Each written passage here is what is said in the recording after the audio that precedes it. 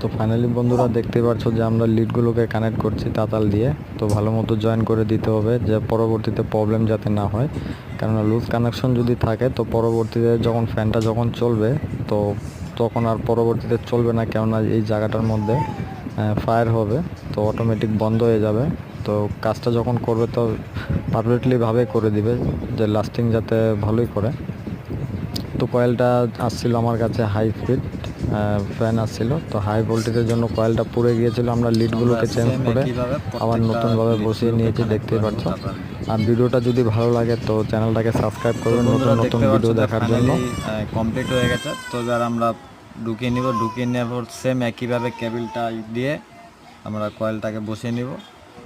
ঠিক আছে, তো এইভাবে রিপেয়ারিং করতে হয় কয়েল হাই ভোল্টেজের। তো আমরা এই গাঁটটাকে বাদ করে দিয়েছি, এটাকে বাদ দিয়ে তারপর আমরা পরের যে